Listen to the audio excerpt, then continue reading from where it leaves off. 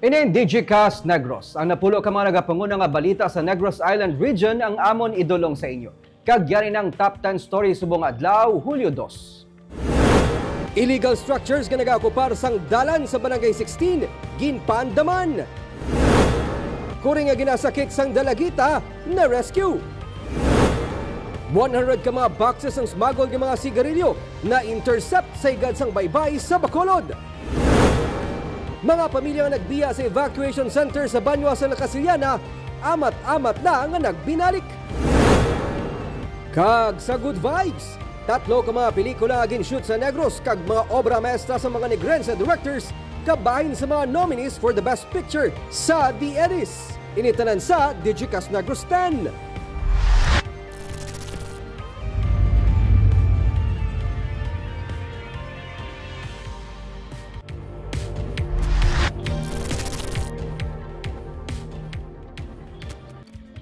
Sa number 10, low pressure area sa sulod sang PAR ang mahimo mangin bagyo. Pila ka mga lugar sa Luzon mahimo ipaidalom sa Tropical Cyclone Wind Signal number 1. Ang low pressure area sa sulod sang Philippine Area of Responsibility may mataas nga tsansa nga mag-develop sa isa ka bagyo sa sulod sang 24 oras. Bangod sang kalapiton sang sining LPA sa kadutaan sa Isabela, may mga lugar nga mahimo ipaidalom gilayon sa Tropical Cyclone Wind Signal number 1 sa eastern section sang northern kag central Luzon kung mangin isa na ini ka bagyo.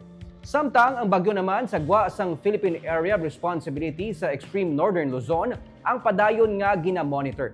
Ginalantaw nga mahimo nga wala ini sa mangin epekto sa lakat sang panahon sa pungsod. Ang LPA kag ang hangin habagat ang magadala sang ulan sa Luzon kag sa Western Visayas suno sa pag-asa.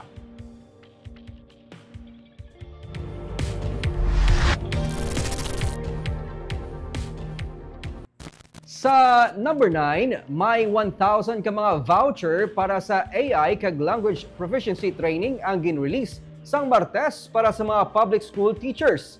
Ang vouchers para sa upskilling sa mga manunudlo sa probinsya ang gin-release sa seremonya ginpamunuan ni Negros Occidental Governor Eugenio C. Lacson kag ginbaton ni Negros Occidental DepEd Schools Division Superintendent Gladys Sales. Para ini sa mga training teachers sa bilog nga probinsya, aguto mas mapaayo ang ilang AI competency kag English proficiency. Talakayon pang guidelines bahin diri. Samtang si Sales ang bago nga pamuno sang DepEd Negros Occidental. Siyang gikan sa Himamaylan Schools Division ante sa assignment sa DepEd Negros Occidental Division.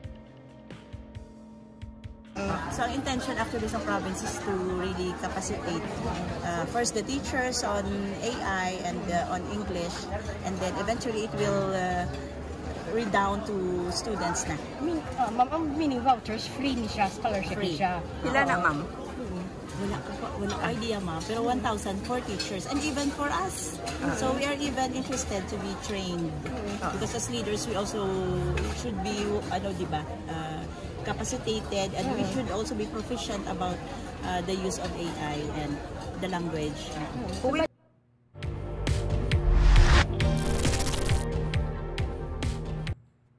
Sa number 8, katapos ang local market committee ang natalana magasapo lupod sa mga vendors angot sa posible nga pagpatuman sang review sa market code. Halin sa mga nagatinulo nga atop kag barado nga drainage sa mga merkado, tagaan man atensyon ni City Administrator Attorney Mark Mayo ang bahin sa mga utang nga wala mabayaran sa mga vendors. Pati ng issue may angot sa multiple ownership kag hindi mga lehitimo nga mga market vendors. Gani natalana siya nga magasapo upod sa katapos ng Committee on Markets kag mga market vendors organization agud matagaan solusyon ang problema. Ginatanaw niya ang posible nga pag-review kag amend sa natukod nga market code. Sa weekend, suguran sang syudad ang pagpanglimpyo sang 3 ka mga major markets na lakip diring Burgos, Libertad kag Central Market. Samtang gin-appoint man ni Attorney Mayo si Attorney Allen Love Dignadice agud pamuduan ang komitiba. Si Dignadice amo man ang gintalana ni Mayor Greg Gasataya bilang officer in charge sa Bacolod Environment and Natural Resources Office para masolusyonan ang problema sa basura. Ang pinaka-ultimate naton dira nga gusto gid sulbaron ang issue sa possession, sa ownership, no, mga unsettled arrears, kag madamo pa, no, amo ni sang medyo tedious gid kung may kinanglan kita nga mga i-modify, nga mga regulations. Ang importante, ma-align mo na siya, ma-harmonize mo na siya together with your objectives nga dapat ma-make sure naton nga ang again ang naga-occupy dira are all legitimate nga mga occupants. So that is a possibility. No, we have to revisit our market codes.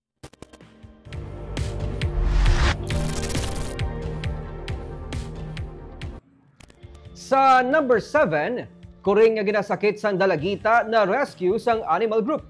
Ginrescue ang kuring gikan sa dalagita nga namahog nga lutuon ang sapat. Sa isa ka video nga gin-upload sa social media nga karon deleted na, makita ni isa ka dalagita sa barangay Tangob, siyudad sa Bacolod nga may uyat nga sundang kag ginataya ini sa sapat. Samtang nagasiling nga magaluto siya sang kuring. Pagkatapos ini iya ginhaboy sa area ang kuring.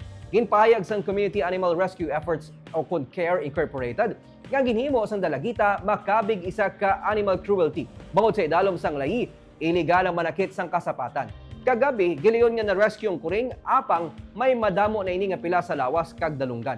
Pati ang whiskers sini may mga sunog. Sini nga hapon nagpangayo sang pasaylong dalagita sa nahimo sini sa kuring. Suno sa iya, wala siya sang plano nga patyo ng kuring o galing nadala lamang siya sang kainit matapos ini siya ginkagat sang sapat. Ginako man sini nga nakibot siya nga may mga layi nga nagapangapin sa mga kasapatan kag nagapromisa nga hindi na siya o kung hindi na niya pagliwaton pa ang pagpanakit sa mga kasapatan.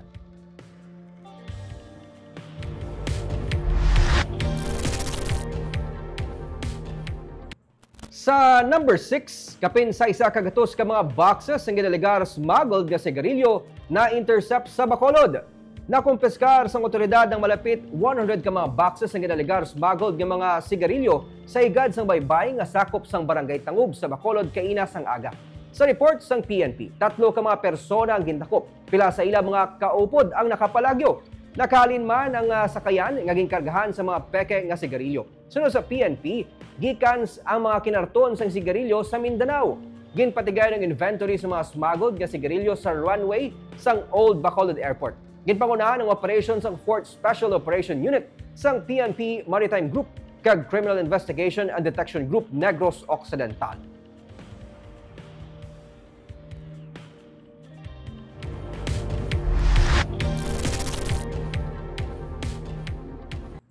Sa number 5, bangkay sang babae kag sang lapsag separado nga nasapuan sa barangay Estefania sa Bacolod.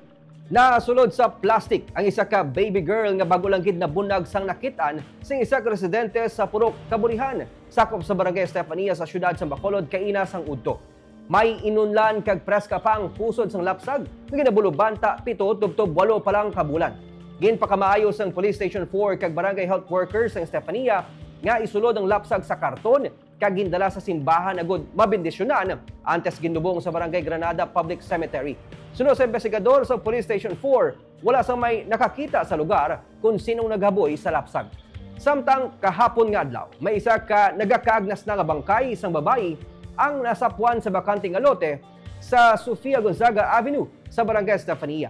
Bangod nga nagakadunot na ang bangkay, may kabudlayan ng otoridad sa pag-identify sa biktima na ginabulubanta nagataas sa 5'3" tubtob 5'4". Wala naman sa may na-record nga missing person sa area sang Station 4. Apang sila ang nagpakigangot na sa iban pa nga mga police stations kung may tawo nga na-report nga nadula sa ilang mga area.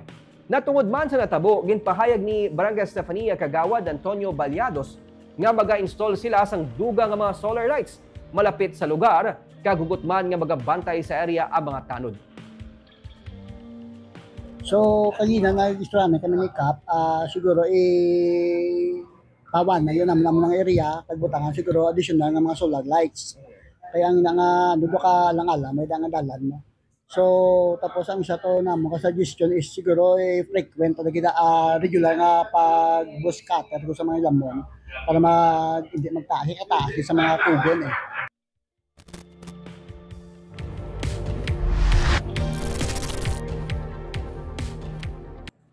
Sa number 4, Red Zone program na ginapatuman sa Bacolod para mapabaskog ang kampanya kontra sunog ang ginatuyo nga ipatuman nationwide sang DILG.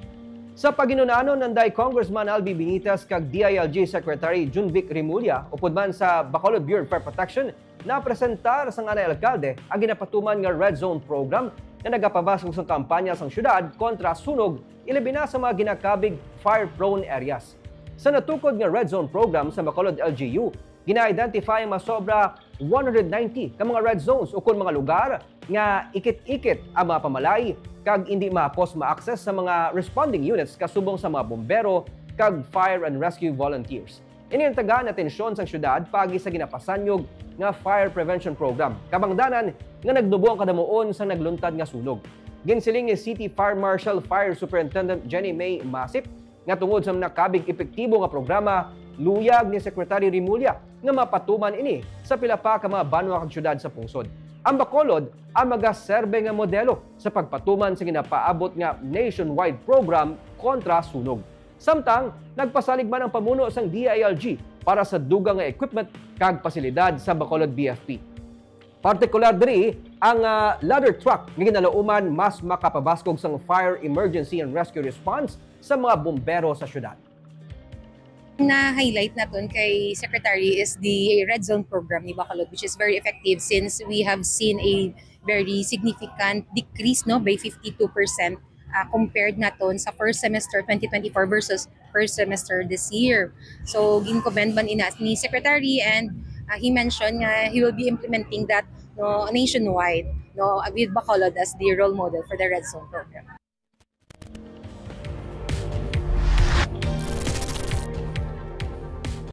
Sa number 3, nagpatigayon sang kaukos ang sangguniang panlalawigan sang Martes. Inusunod kay Vice Governor Jose Benito Alonso nga nagsiling man nga sa July 8 magapatigayo ng SP sang inaugural session. Ginapaabot, maga-deliver sa iya nga una nga State of the Province Address si Governor Eugenio Jose Lacson sa inaugural session sang SP. Ginapaabot man ang approval sa committee chairmanship sa inaugural session. Sandig sa kauko sa gitpatigayon, gintalana ng mga chairmanship para sa nagkalain-lain ng mga committees. Nalakip sa mga first-time board members sa Mosanday Marcelin de la Cruz sang 1st District, Arthur Christopher Manañon sang 2nd District, Attorney Hope Marie Dipasukat sang 3rd District, Paula Alonso sang 4th District, Haji Trujillo sang 5th District, kag Hinaro Ralph Alvarez sang 6th District. Si Board Member de la Cruz sa ginapaabot magapamuno sa Committee on Budget and Finance. Ang komitiba nga ginasiling Powerful Committee. Kanaula sa pagkatiyan na powerful, siguro isa sa mga masako ng mga komitiba. Gin tamangkot ko kung pwede ako. Singko pwede mo lang ko bisan ano ang komitiba sa inyo da. Just making myself available to anything. Hindi ta kapili kung anong ipaslak sa aton.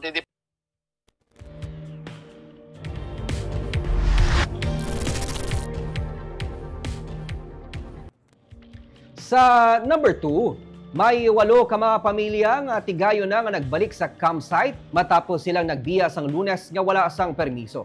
Inisunod kay John B.F. Diasis ang pamuno sang Municipal Disaster Risk Reduction Management Office sang La Castellana nga nagsiling man nga ang natungdan nga pamilya o kun ang 34 ka mga individual ang nagupod balik sa ila sang Martes ang gabi matapos ginkaduan sang MDRMO sa ilang lugar sa Cabagnaan. Sunod kay Diasis, as of press time, ila gina-confirm pa kung mayara sang magadugang at 3 pagid ka mga pamilya nga magabalik sa campsite. Padayon ang pag-inganyo sang LGU sa mga pamilya nga nagbiya nga wala sang permiso nga magbalik sa campsite bangod para manini sa ilang safety kag kaayuhan. Ginkumpirma ni Diasis nga ang iban ginpakamaayo nga magbalik sa campsite matapos makita ng ilang mga balay nga naguba sang asupre. Naginyo man sang pasaylo base sa post sang Arangka La Castellana ang persona ang hinatudlo nag-inganyo sa mga internally displaced individuals nga magbiya nga wala sang permiso. Ginsiling naman sang Office of the Civil Defense nga sila ang magapatuman sang tikang para man masabat ang mga ginareklamo sa mga evacuees. Nalakip na diri ang pag-request nila gikan sa National Office sang prefabricated emergency shelters. Magabutang man sang standby vehicles para sa mga kabataan nga nag-eskwela kag paayuhon ang connectivity sa lugar nga ginatiniran. Masugtan pagid ang seguridad sa mga border sunod kay Sermeno agud to nga wala na sang may makasulod nga wala sang pahanugot sa 6-kilometer danger zone. Last night, kami gito ng sakaupod siyang PNP. May 8 families and 24 individuals. Transport pa namon sa gabi. 8 na kami tapos sa 1 Purok. May mga certain sila mga request, no? Nga amo man gyapon nga mga circumstance, so we're in nga asa nagabiyan kami. So due to the proximity, layuan gabi na nagbalik na kami, wala na kami ka visit sa ibang nga pro. Bali may gina-expect mo sir mabalik pag dugang today. Try na to ni-improve ang mga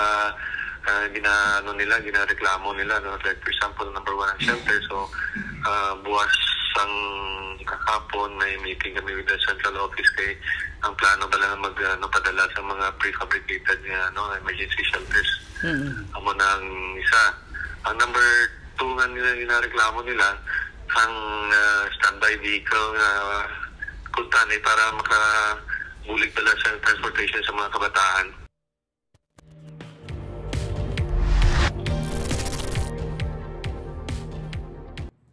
Kag sa numero 1 sa mga balita subong adlaw, mga tag-iya sang illegal structure sa Palangka Street sakop sa Barangay 16 sa Bacolod ang gintagaan 5 ka adlaw nga magbiya sa alagyan. Nalakip na diri ang talyer na nag-okupar sang anay SK office compound sang syudad. Yari ang report.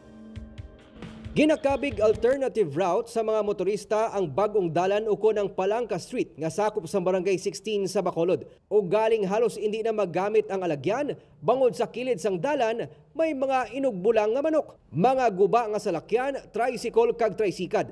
Nangin extension naman sa mga balay kag baligyan ang kilid sang dalan. Gani kaina, ginsuguran sang City Legal Office Enforcement Team ang pag-issue sang notice to vacate. Nakapag-check ng traffic, lapad man di kag-clear, di kay diri ginamon, ginapagi, ginadivert, ang tanan nga nag-haul sang mga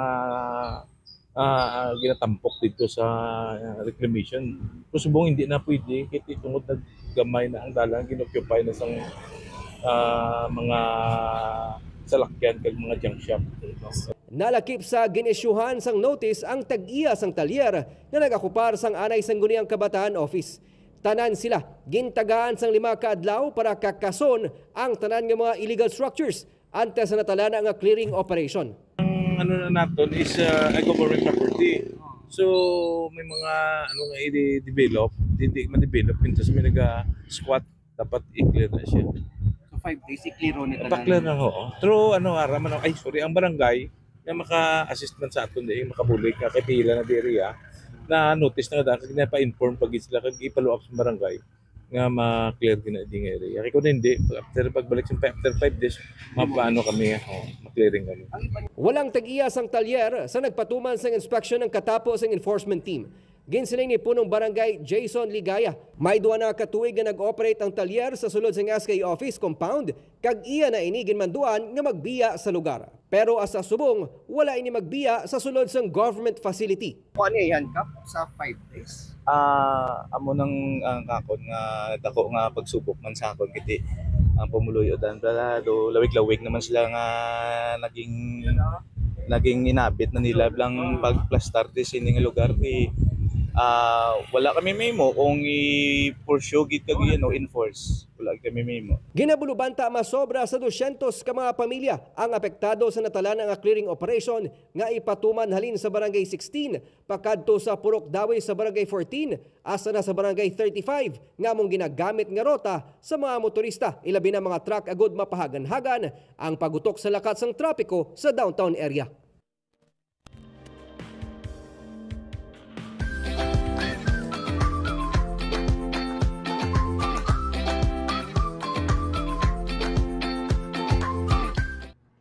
Kag sa Good Vibes, 3 ka mga pelikula nga gin-shoot sa Negros kag obra maestra sa mga Negrense directors kabahin sa mga na-nominate bilang Best Picture kag Best Director sa The Eddies nga annual awards. Ginanunsyo sang kahapon ang mga nominees sa ikawalo nga The Eddies ukuning Entertainment Editor's Choice nga annual film event sa Pilipinas nga nagakilala sa mga craftsmen, actors, writers, directors, workers kag producers sa film industry. Sa anom ka mga nominado bilang Best Picture, 3 diri ginshoot sa Negros kag himo sa Negrense nga mga directors. Ining amo ang Under a Piyaya Moon, isa ka love story nga giniistorya pinaagi sa Negrense delicacies kag culture. Nominated man ang The Outside, isa ka Netflix original nga zombie film nga ginshoot sa Banwas ng Ilog, Kabangkalan City kag sa Banwas ang Nakasilyana. Kag pati na ang Love Child nga isa ka Cinemalaya movie nga ginshoot man sa Negros. Ang iban sa mga nominees sa Best Picture amo ang Green Bones, Hello Love Again, kag Isang Himala. Nominated man bilang Best Director ang Negrense directors nga sanday Kurt Soberano sang Under a Piyaya Moon, Jonathan Hurillas sang Love Child, kag Carlo Ledesma sang Outside. Nominated man ang 3 bilang Best Screenplay. Magluwas sa Negros ginshoot, kabahin man sa mga bida sa mga pelikula ang Negrense nga mga actors, pati na mga crew nga behind the camera. Sa July 20, paghahiwato ng awards night sa Ceremonial Hall sang Marriott Grand Ballroom sa Newport World Resort sa Pasay City. Kag may delayed telecast sa Kapamilya Channel, Jeepney TV, kag may worldwide streaming sa iWant TFC sa July 27. Ang The Eddies ang gina-organize sang Society of Philippine Entertainment Editors.